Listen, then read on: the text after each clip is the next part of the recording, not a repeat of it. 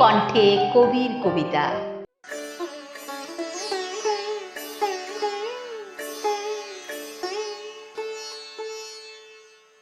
কেউ কথা রাখেনি। ৩৩ বছর কাটল, কেউ কথা রাখেনি। ছেলেবেলায় এক বৈষ্ণবী তার আগমনী গান হঠাৎ থামিয়ে বলেছিল, শুক্লা দ্বাদশীর দিন অন্তরাটুকু শুনিয়ে যাবে।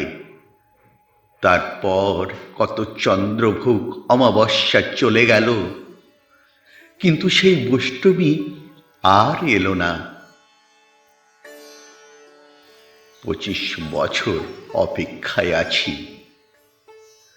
মামাবাড়ির মাঝি নাদের আলী বলেছিল, বড় হও দাদা ঠাকুর, তোমাকে ৩ প্রহরের বিল দেখাতে নিয়ে যাব। সেখানে পদ্ম ফুলের মাথায় সাপ আর ভ্রমর খেলা করে।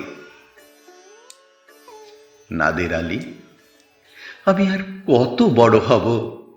আমার মাথা এই ঘরের ছাদ ফুঁড়ে আকাশ স্পর্শ করলে তারপর তুমি ৩ প্রহরের বিল দেখাবে? একটা রয়েল গুলি কিনতে পারেনি কখনো। লাঠি লজেন্স দেখিয়ে দেখিয়ে চুষেছে লস্কর বাড়ির ছেলেরা।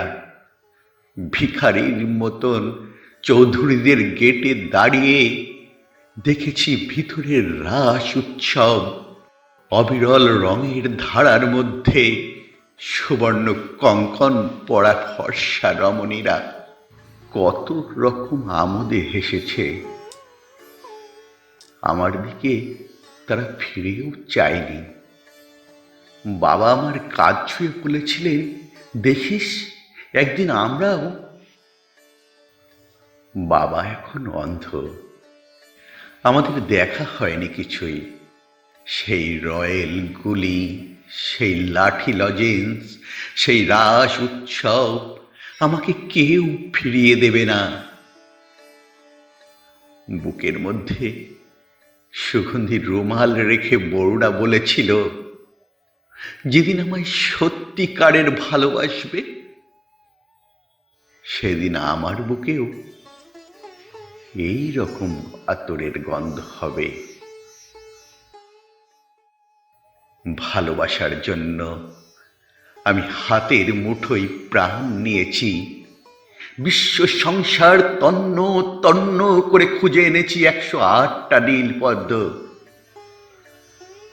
তবুও কথা রাখেনি বরুণা। এখন তার বুকে শুধুই মাংসের গন্ধ। এখন সে যে কোনো নারী। কেউ কথা রাখেনি। ৩৩ বছর কাটল, কেউ কথা রাখে না।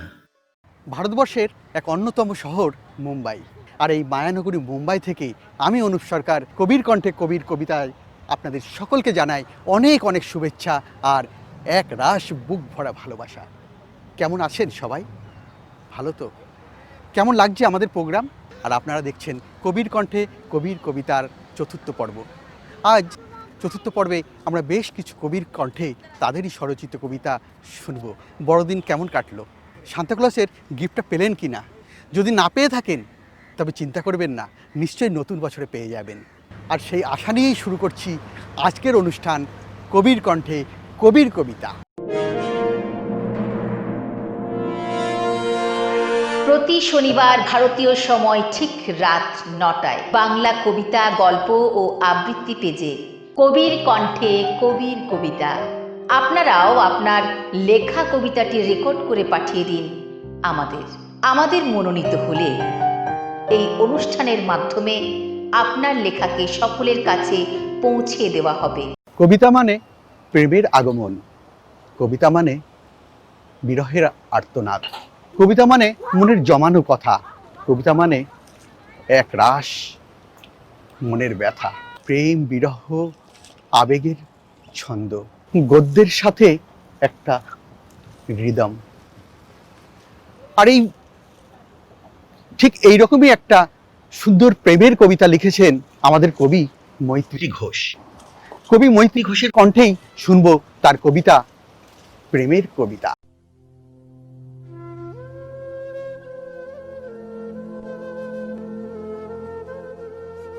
চেয়েছিলাম একটি প্রেমের কবিতা লিখি, তারুণ্যের আবেগে দোদুল্যমান চিত্ত।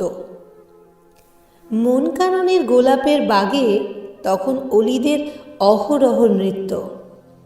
বসন্তের সোনাঝরা রোদে সেই প্রথম দেখা, মনে প্রথম আনন্দের হিল্লোল।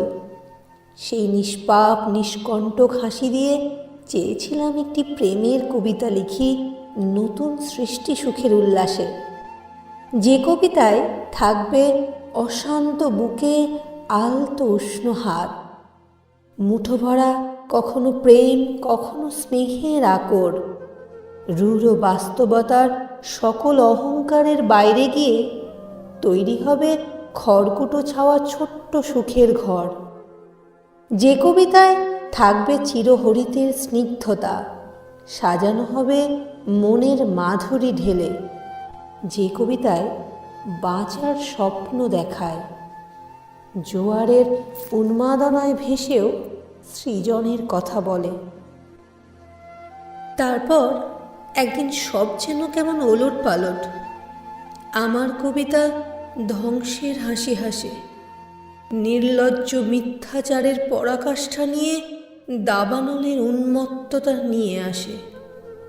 চেয়েছিলাম একটি প্রেমের কবিতা লিখি, এক বুক তৃষ্ণা মেটাতে ছুটেছি কত নদী হতে সাগরে, তন্ন তন্ন করে খুঁজেছি কত প্রেমময় বুক, ভালোবাসা দিয়েছি উজাড় করে।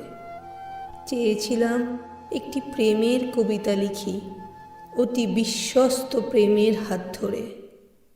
এক বুক নৈরাশ্য আর শূন্যতার আধারে আমার কবিতা ২০ বৃক্ষ রচনা করে। চেয়েছিলাম একটি প্রেমের কবিতা লিখতে, অতীত হয়েছে আজ সকল সুখ দুঃখ আনন্দ অনুভূতি, লুপ্ত হয়েছে আমার ভাব প্রকাশের দৃষ্টি। ডায়েরির পাতায় শুধুই ক্ষয়িষ্ণু স্মৃতি, ডায়েরির পাতায় শুধুই ক্ষয়িষ্ণু স্মৃতি।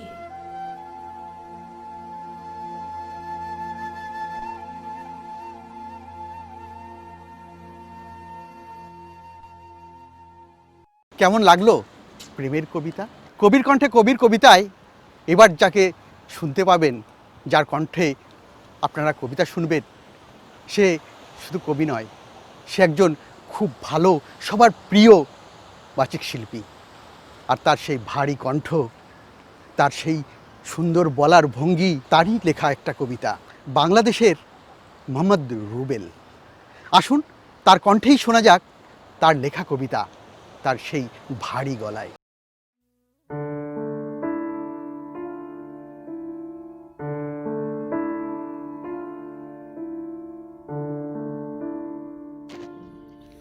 আমায় খুঁজো না গো তুমি,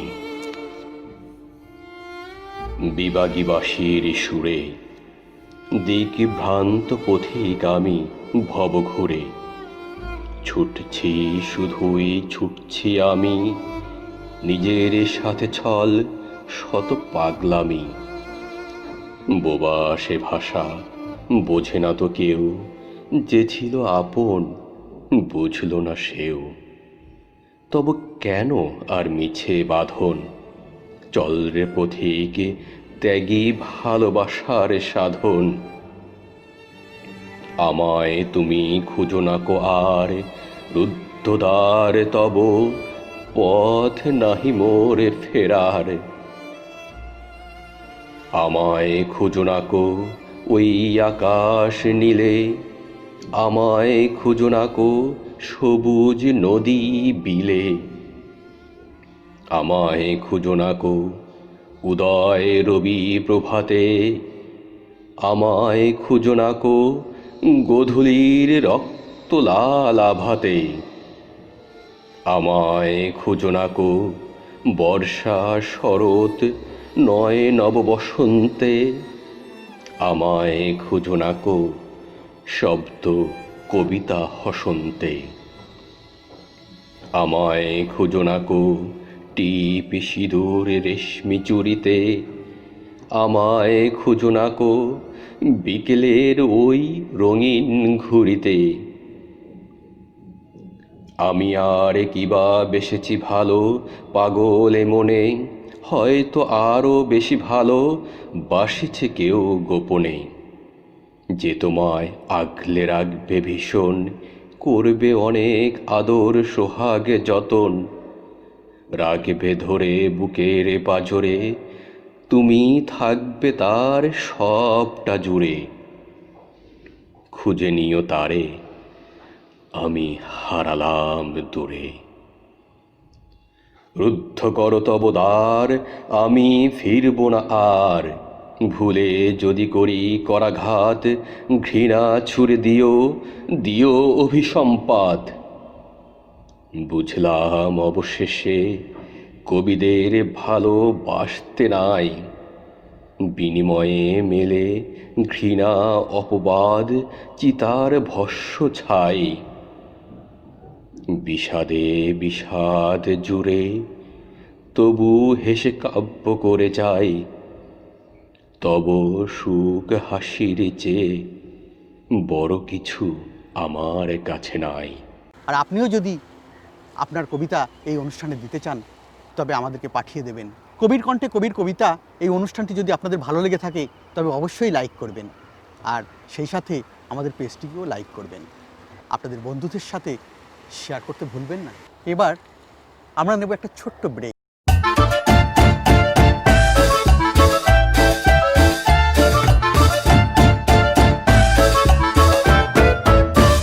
নমস্কার, আমি সুনীল বণিক। আমি মাধবী বণিক।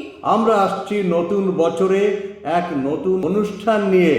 আর এই অনুষ্ঠানটির নাম হলো রবিবারের আড্ডা। কি বন্ধুরা, আপনারা সব এই আড্ডাতে আসছেন তো? আরে আপনারা ছাড়া তো এই আড্ডাটাই জমবে না। এই আড্ডাতে থাকবে কবিতা, গান, নাটক, প্রবন্ধ, এ সমস্ত কিছু নিয়ে আমরা আড্ডা মারব। মনে রাখবেন, প্রতি রবিবার ভারতীয় সময় ঠিক রাত 9টায়। হ্যাঁ, এই আড্ডাতে যোগ দেওয়ার জন্য আপনারা রেকর্ড করে আবৃত্তি, কবিতা, নাটক এবং ভ্রমণ কাহিনী আপনারা আমাদের পাঠিয়ে দিন। একদম ঠিক। আপনাদের সমস্ত কবিতা, নাটক, প্রবন্ধ মনোনীত হলে সুন্দর অনুষ্ঠানের মাধ্যমে আপনাদের সকলের কাছে পৌঁছে দেব। মনে রাখবেন, রবিবারের আড্ডা।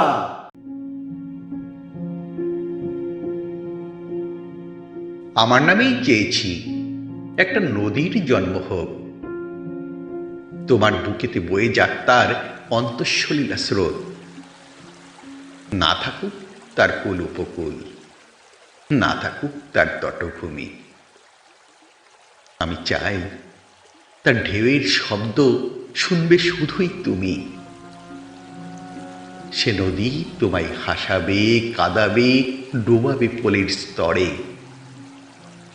কেউ জানবে না কখন যে তুমি ভেসে যাও অকাতরে। সেই নদীটার উৎস মোহনা সব বুকে নিয়ে আরো বেশি ভালোবাসবে আমাকে গোপন অন্তর দিয়ে।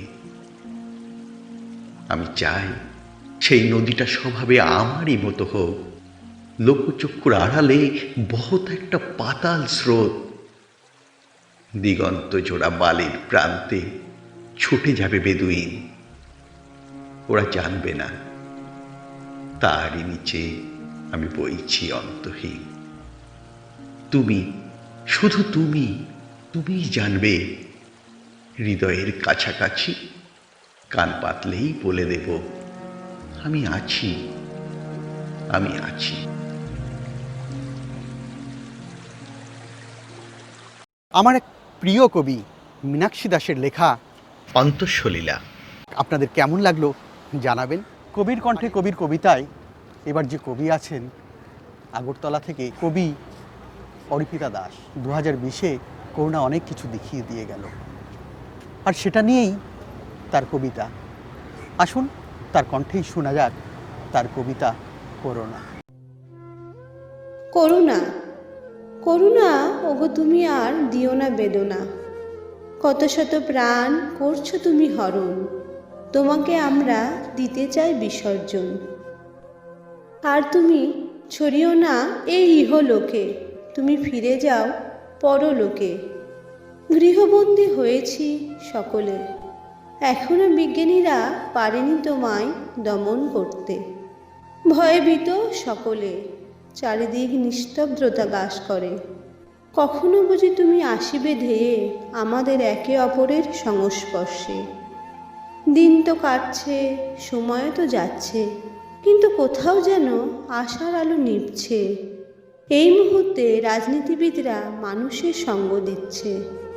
ফিরে যাও আপন আলয়ে, মুক্তি দাও সর্বস্তরের মানুষের। আপনাদের কেমন লাগলো জানাবেন। কেমন লাগছে আমাদের এই অনুষ্ঠান কবির কণ্ঠে কবির কবিতা? কবির কণ্ঠে কবির কবিতা এই অনুষ্ঠানে আমরা সেই সব কবিদের কণ্ঠেই তার স্বরচিত কবিতা শোনানোর চেষ্টা করি আপনাদেরকে। এবার আমরা যার কবিতা শুনব সে শুধু একটা খুব ভালো কবি নয়, সে আমাদের কবিতার পাতা আর কথা ও গানের প্রতিষ্ঠাতা। আর সেই কবির কণ্ঠেই আজ আমরা শুনব তার স্বরচিত কবিতা। তার কবিতা অনেক বাচিক শিল্পীর কণ্ঠে আমরা শুনেছি, কিন্তু তার কণ্ঠে এই প্রথম আমাদের এই অনুষ্ঠান কবির কণ্ঠে কবির কবিতাতে শুনব। আশা করি সবাই বুঝতে পারছেন আমি কার কথা বলছি। তিনি হলেন বাংলাদেশের সবার প্রিয় কবি মানিক পাল। কবি মানিক পালের কণ্ঠে তার স্বরচিত কবিতা।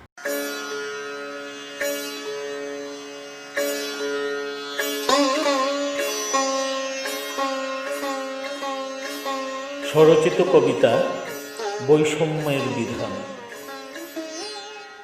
প্রমীলার স্বামী নিয়েছে বিদায়, সে এক কঠিন রোগেতে। হলুদের দাগ মুছেনি তখনও, ছটি মাস না পেরোতে। পাল্টে গেল রঙিন শাড়ি, পরল সাদা থান। বলছে শাশুড়ি মানতে হবে শাস্ত্রের সংবিধান। গ্রাম পুরোহিত বললেন এসে, বিধবার বারণ অনেক। চলনে বলনে আচার আচরণে ফর্দ দিলেন সতে। বিধবার নাকি আমিষ বারণ, নিরামিষ আজীবন। স্বামীর মরণে কাঁচা বয়সে একে মন নিপীড়ন। এটা বারণ ওটা বারণ, জানি না এ কোন বিধান। প্রমীলার মতো স্বামীহারাদের একে মন দণ্ডদান। গেল বছর বিপুলের স্ত্রী মরল হঠাৎ স্ট্রোকে। 2 মাস পরেই করল বিয়ে, ধুমধাম মহাসুখে। পড়ছে বিপুল রং বেরঙের পোশাক নানান রকম।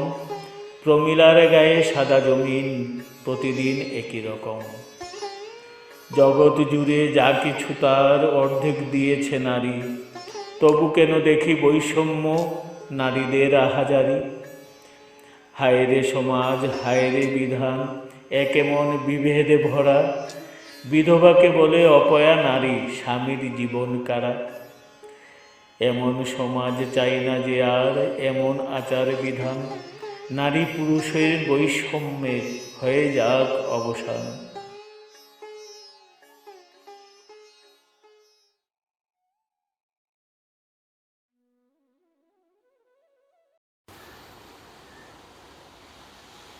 দেখতে দেখতে একটা বছর শেষ হয়ে গেল, আর সেই সাথে বেশ কিছু অভিজ্ঞতা দিয়ে গেল আমাদের।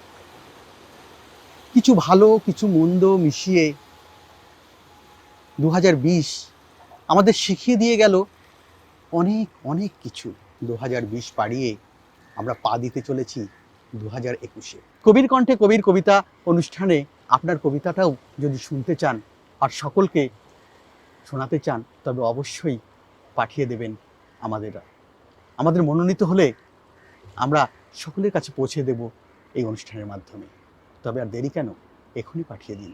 আপনাদের মূল্যবান মন্তব্য আমাদের কমেন্টস বক্সে জানাবেন। কেমন লাগলো আমাদের এই কবির কণ্ঠে কবিতা এই অনুষ্ঠানটি? সময় শেষ, এবার আমাদেরকে ফিরতে হবে। আজ কবির কণ্ঠে কবির কবিতা থেকে আমি অনুপ সরকার বিদায় নিচ্ছি। সবাই ভালো থাকবেন, সুস্থ থাকবেন। শুভরাত্রি।